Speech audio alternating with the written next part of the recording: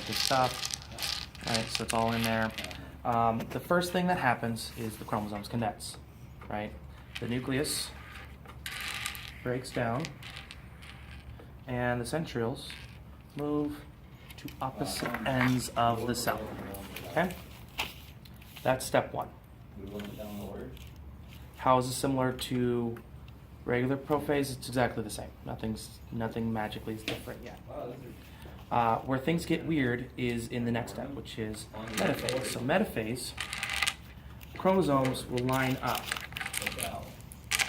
but how they line up is special. So they line up not by sister chromatids, which was last time. Remember how it was sister chromatids, and so it was really just like this.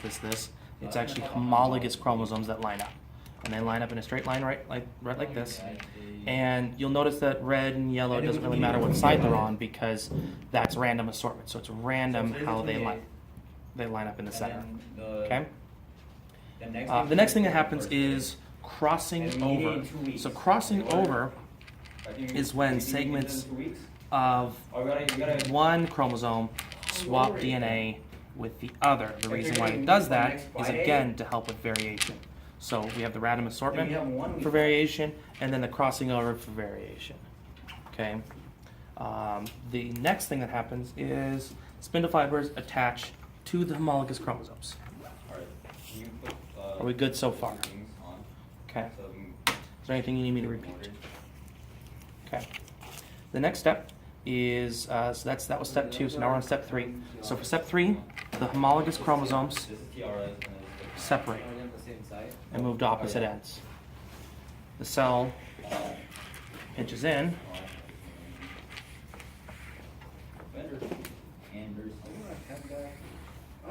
and now we are left with 2 unique cells so far. Okay, and all the cells are going to be completely unique because they have the same genes but different traits. Okay, and that's the end of step 3. Now for step 4, the sister chromatids now will line up at the center of the cell. The centrioles move to opposite ends, and the spindle fibers will again attach. But this time to the sister chromatid, so this looks more like mitosis now. Okay, sister chromatids now will separate, move to opposite ends. They don't actually combine; that's how magnets work. So, okay, and they kind of bunch up, right? And then at opposite ends, a nucleus will form around these.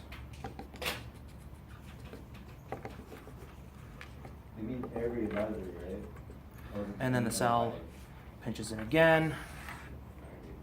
But we can always put in. All right, this is butt phase number 2.